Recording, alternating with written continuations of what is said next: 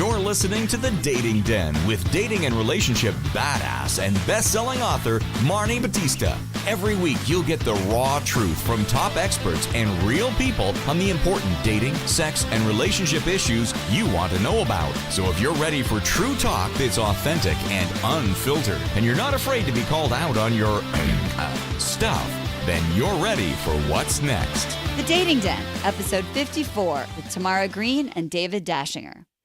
How to make sure taking care of other people isn't the reason why you are still single. Hey ladies, welcome back to Ye Old Dating Den, and I'm super happy to have you back in the den because today is, I think, a pretty special and important episode of the Dating Den, and I think it's a little unique, but I've been doing a lot of conversations with women who are single, and also life is happening. And often when life is happening for a very busy, successful person, it becomes the most awesome and convenient excuse to not have the life that you really desire, meaning sharing your life with someone that you love who loves you back. And so I thought it would be a really awesome opportunity for all of you to meet two really cool people who I will introduce to you now. I would like to introduce you to David Dachinger and his wife, Tamara. And David and Tamara are, I love this, bringing calm to cancer. They're the co-founders of Loving Meditations. And David is an author, a Grammy-nominated composer, a firefighter. And he is not single. He also, he survived stage 4 head, neck, and lymphatic cancer.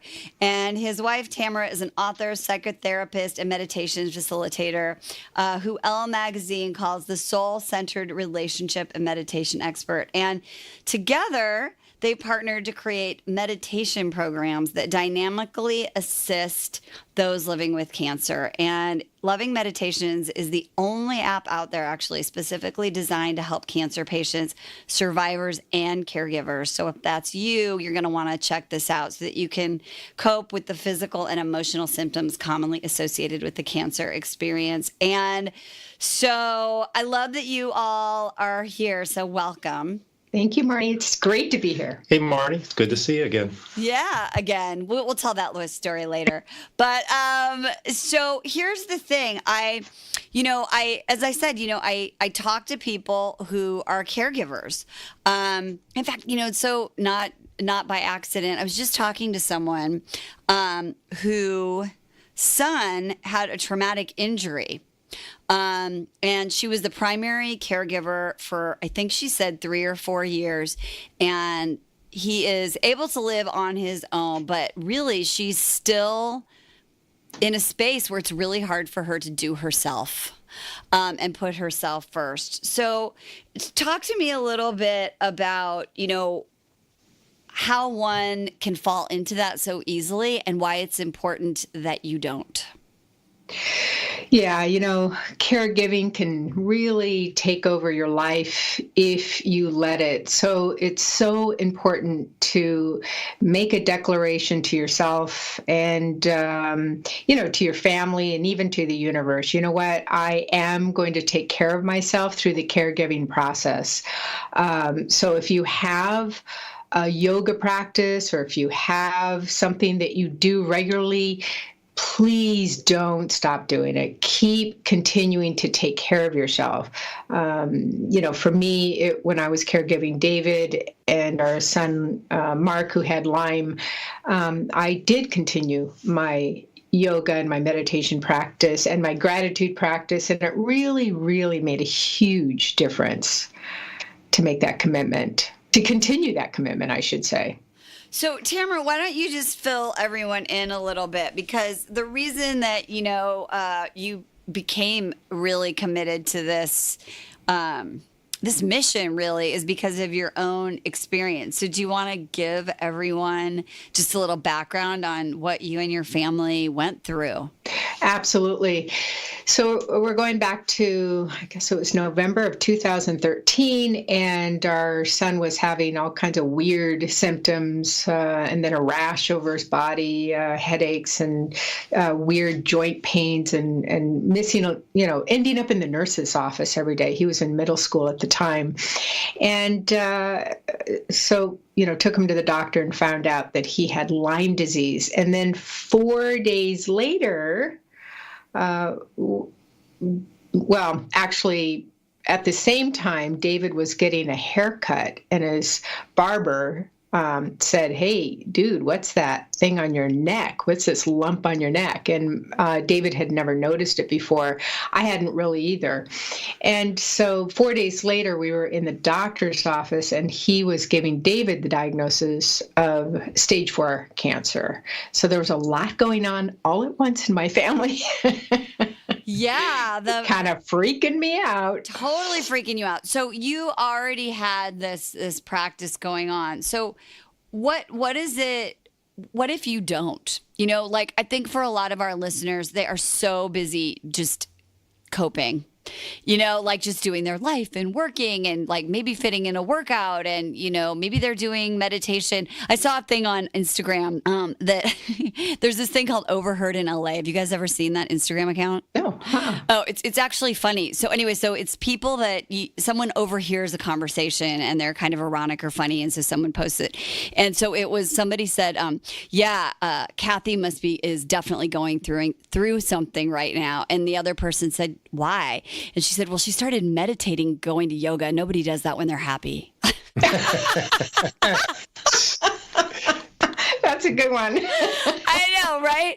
So, but that's often what we do, right? We only double down on taking care of ourselves when shit goes wrong. So, you already had a practice, which was amazing. So if someone doesn't, what can they do? I mean, why is that important? Why do we want to do it not just when things go wrong? Well, yeah. I mean, the Buddhist, I forget which Buddhist sect said this, but basically, the Tao said that you have to do it, a practice 10,000 times before it becomes second nature. So at the point that David was diagnosed, I had already been doing yoga and meditation practice for many years. So it was already second nature for me to just, have this practice in my life. But if you're brand new to it, and David and I just wrote our book, Live Calm with Cancer and Beyond, and it really helps those people that don't have a practice. And we talk about not only the power of a mindfulness and meditation practice, but also how easy it is. If you have a free minute, or if you're washing the dishes, you can actually have a mindful moment, and it will help dramatically through the stress of caregiving. So if you don't have something already set up, like in our book, we give lots of easy tips and tools to make it easy. I guess what I want to say here is that everybody is being mindful without even realizing it. So why not become aware of it? For example, Marni, what do you do that you absolutely love? And when you're doing it, it just, time stands still. You're so present with what you're doing, some kind of hobby or reading. Knit. I'm a knitter. There you go. So when I'm knitting, yes, I'm super in the zone. Absolutely. So people do this all the time, but they don't realize that they're actually doing a little meditation there, or mindfulness. And so why not continue to don't stop doing that thing that you already do, that brings you some peace and quiet, and helps you to just be in the moment, because that's what mindfulness is. I love that. And, I think the other piece of this that's really important is, so when I talk to these people that have, some really urgent situation going on in their life that they've kind of put themselves last, I often ask the question, so how would that person that you love so much really feel to know that because you're taking care of them, you're not living your best best life. And so I wanted to kind of check in with David, because I remember that when we were talking earlier, you were speaking to how it really actually helped facilitate your recovery, knowing that Tamara was still living her best life to the extent that she could, and being a caregiver. So how did that facilitate actually your process? Well, it enabled Tamara to show up 1,000%, to be there because she was taking care of herself. Then she had the energy and the space to essentially take care of me and our son throughout our doctor appointments and the treatments and all the in-between stuff. So she was able to bring that, plus to be able to shift me in particular out of the drama of my situation and the negativity of it into a more positive place. So, and this will come back to what we were talking about a minute ago as far as easy, mindful tools. We practice some stuff that anybody could do pretty much any place. An example of that is we'd go on a walk on the golf course and just trade grateful statements. So instead of focusing on this is the worst thing that's ever happened, I feel terrible, this is a horrible disease, I can't work, all these things are dramatically going wrong in my life, we would then trade back and forth and say something that we were grateful for and shift our focus totally off of that onto what is actually good in our lives. So it could be something like, I'm grateful that we have beautiful kids, and Tamara might say something like, I'm grateful that we have health insurance. And we continue that for, say, 15 minutes on the walk. And at the end of 15 minutes, we were totally shifted and transformed out of a place of negativity into much more positive, relaxed, calm presence. This is huge. So, and I want to kind of also highlight this. So one of the things we've been talking about here is that, the reason why you want to start a mindful practice for yourself now, no matter what your situation is because first, the one thing you can guarantee about life is that, there are shitstorms galore, right? And that is just like, let go of the fact that if you only did this, then life would be perfect. Mm-hmm. So number one, get the practice so that when life happens, you have it in your back pocket. And it is a resource, and you have those mindfulness tools. I think the other thing that's so important about what David just said is that when you are able to rely on something that is going to support you, when whatever it is has passed, right? When this part of your life is complete, you're not going to, because this client that I was talking to, she said it took her 3 years, to recover from being a caregiver, right? Because she was going through divorce. She's like a husband, the son, and so I was like, well, why are you calling me now? And she's like, well, it's been 3 years since my son was able to live on his own. It's taken me 3 years just to recover. And now I can start doing my own life and focus on dating and me and things like that. So talk about that, because one is able to, use an app like Loving Meditations or have that practice. How does that then facilitate your transition into, yay, we got through it? Or in some cases for people, it doesn't work out like that. It's sort of like developing the foundation. So once you've got that practice and the foundation and the consistency, whether it's lifestyle, what we're eating, how we're conducting ourselves on a kind of emotional, spiritual level.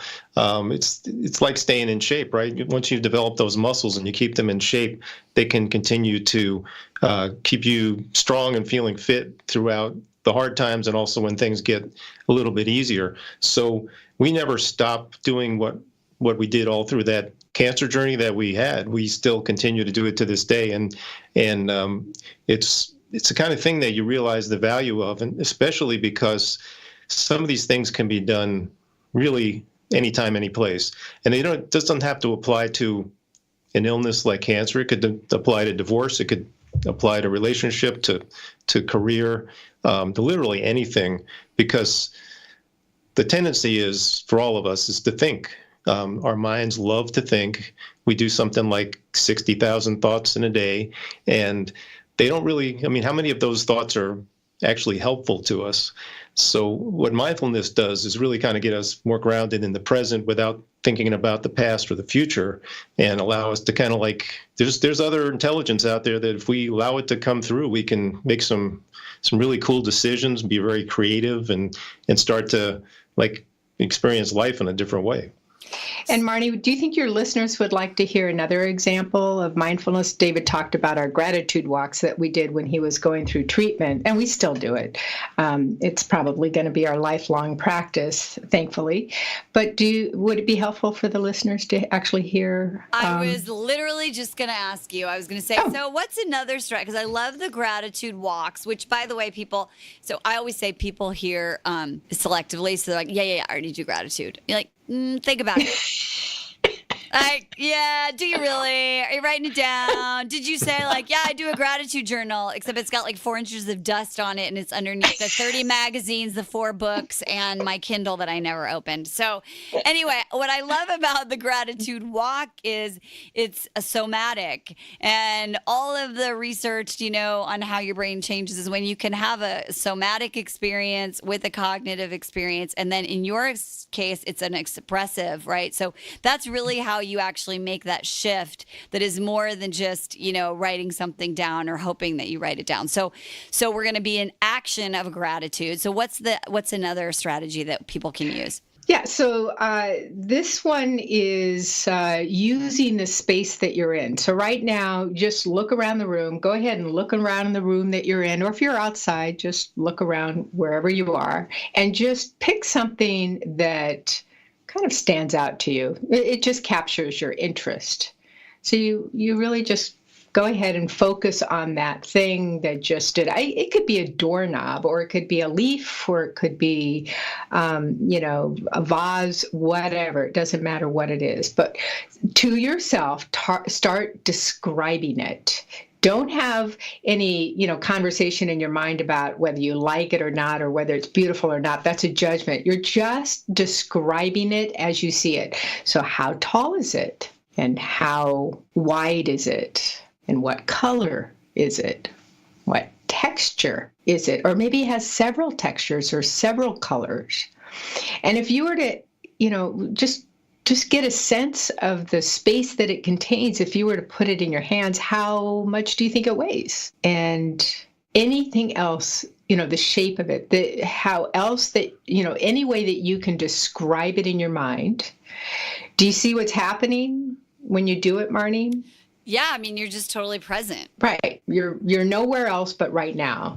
So you can do this anywhere. You can be in the waiting room of a doctor's office, or you can be washing your hands and doing it. You can do it anywhere. But it's an instant calming presence technique that's so easy to do. And then if you're still not present, your monkey mind is all over the place, then go to the next thing in the room that interests you and then describe that in detail. And then go to the next thing and describe that in your mind in detail. And the next thing. So what you're doing is eventually you're going to get really calm and present just by continuing to do it until you feel grounded. I love that, because I think one of the biggest things that I hear from people, from our listeners, is that they futurize and catastrophize. Mm-hmm.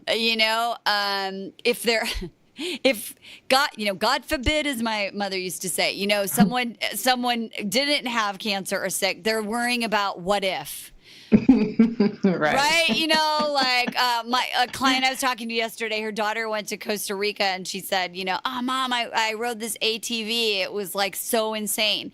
And the client was like, when she said that, instead of saying like, oh, did you have fun? She was literally like, were you safe? Did you wear a helmet? Did you right? Like, did you... Right. And so I think that we have this natural tendency to worry and what if. So it sounds like that would be a great tool to use when you notice that you're worrying, or that you have that worry anxiety in your body. It's cool for a lot of reasons, including what you just mentioned. And you could do it any place. You could be in waiting online at the pharmacy. You could be in traffic and you're driving your car. You could be at the doctor's office waiting for your appointment.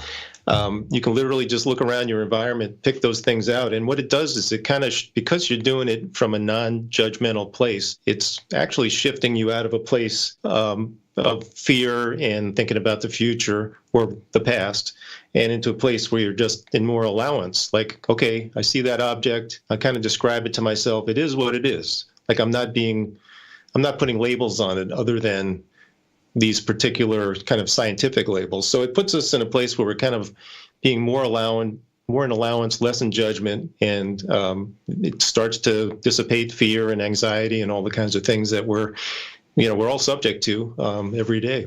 That's so powerful. So let's talk about this thing called caregiver fatigue.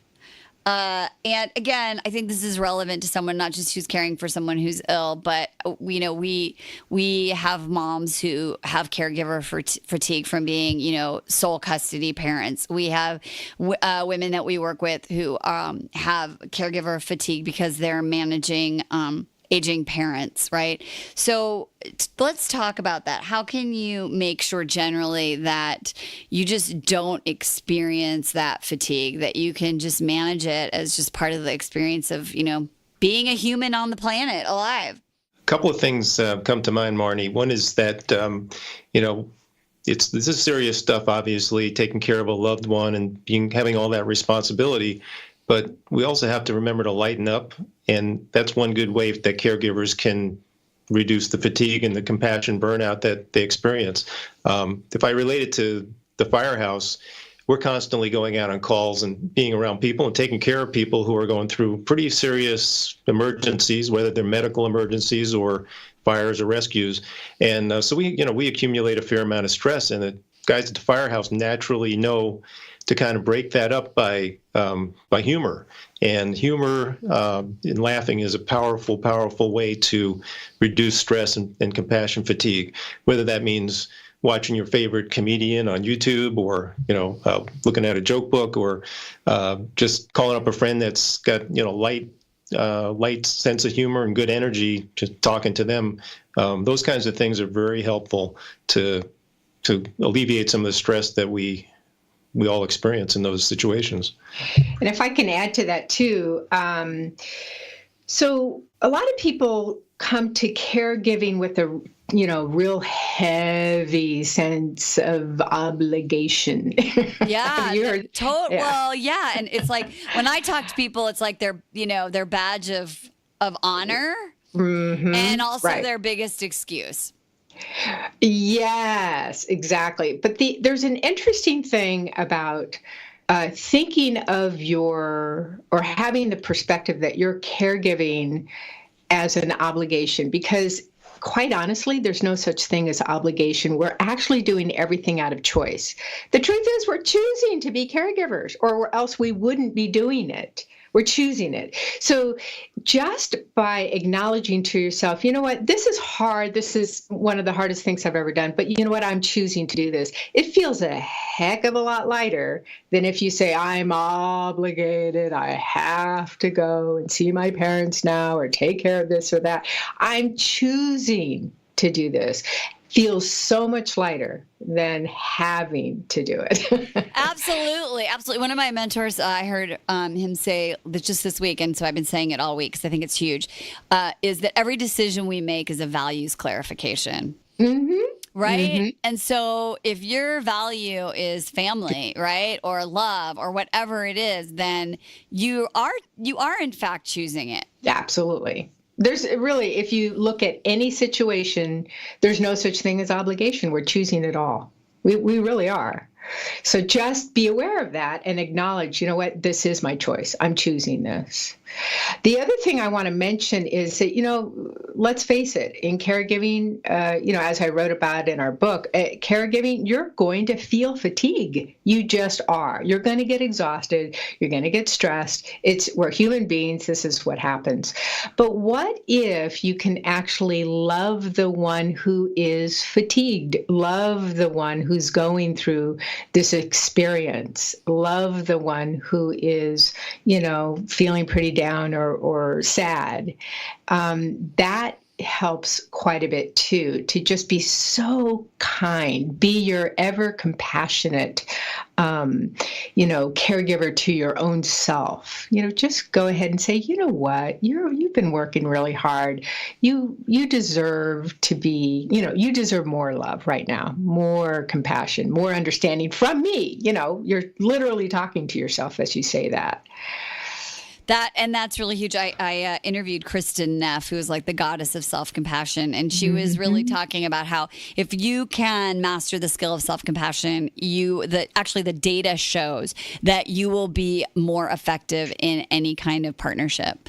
And so when one partner or someone in your life is going through a health scare, a trauma like that, it's kind of like a must. If you're going to have your caregiver toolkit, self-compassion, definitely needs, a little handy spot in that toolkit.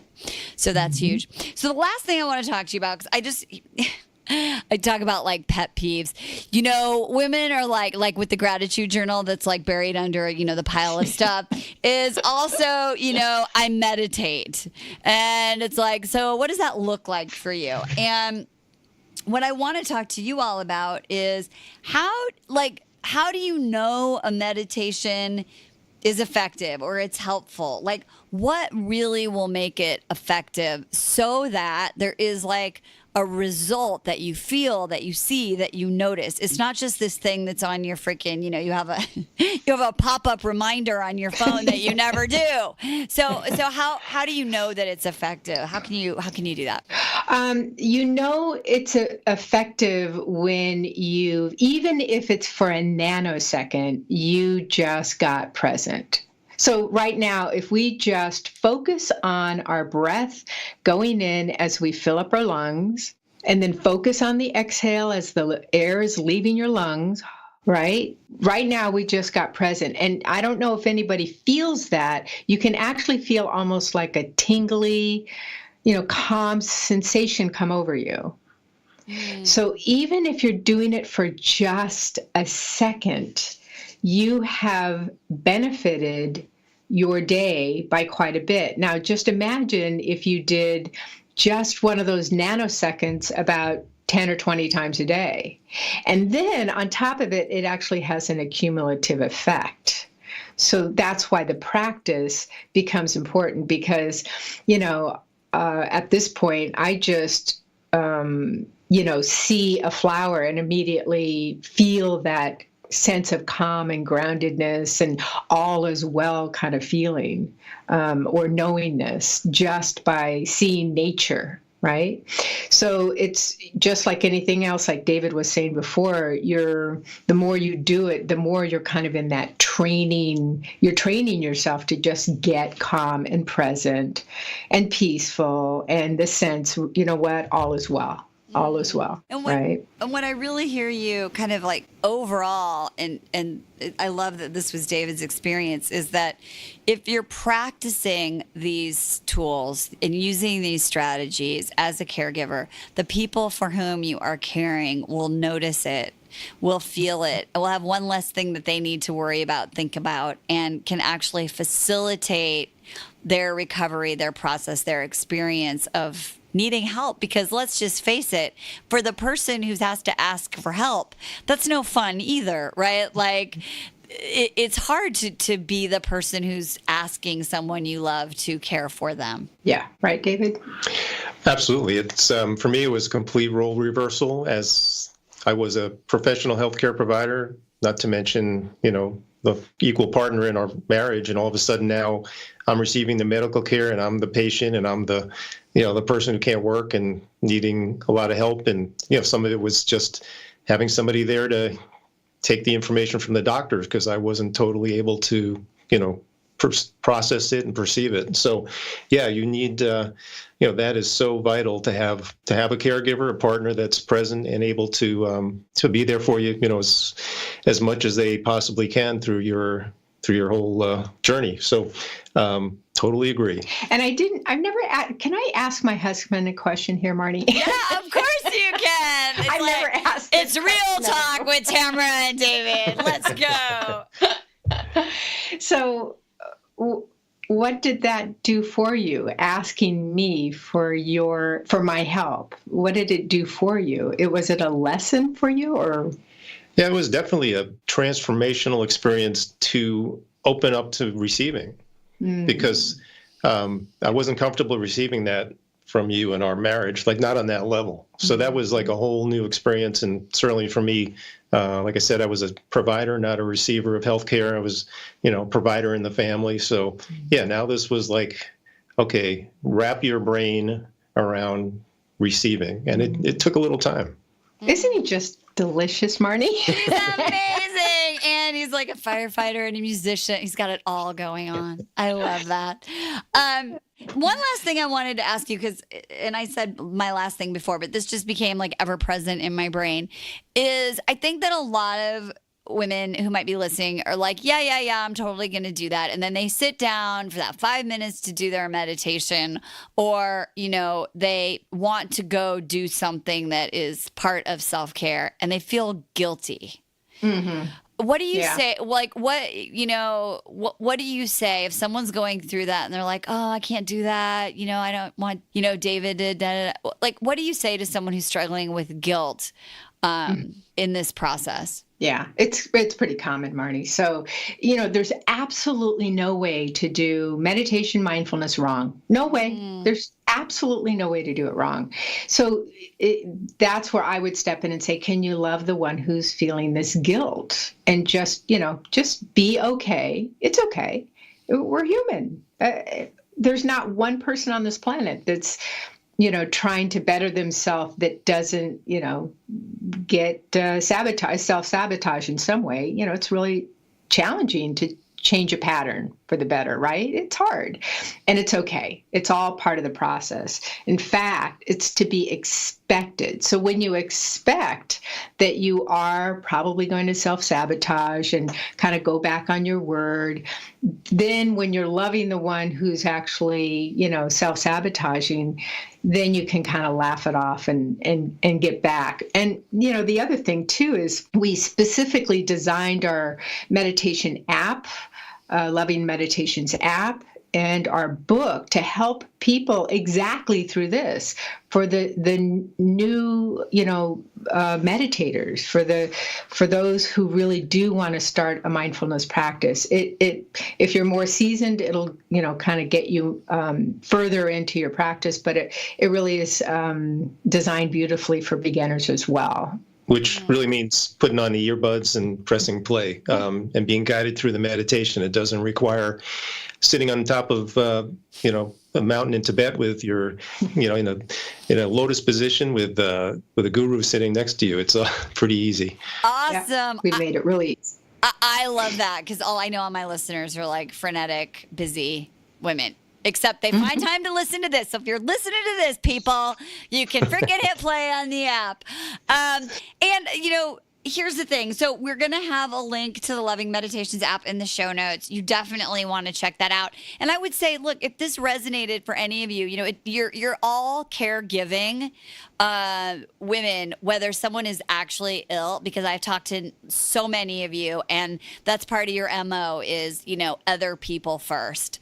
And so whether you're taking care of somebody at work who's not showing up and you're the one who's working late nights, or it's your kids, or it's your parents, or it's your best friend, I think that all of these strategies can be used so that you start to have enough energy to put toward your own vision as well as those that you love so much. So I am super excited that you guys came. This is such an important topic, and you guys are a super inspiring couple. And I'm just so grateful to. I'm gonna do a shout out to you in my walking gratitude meditation. Yay! All right. Yeah. For you too, Marni. Awesome. Thank you. This is really, really great. Fabulous. So, ladies, download that app, hit play. There is literally no reason to not. So there you go. And besides, don't forget, date with dignity. We'll see y'all real soon. Bye.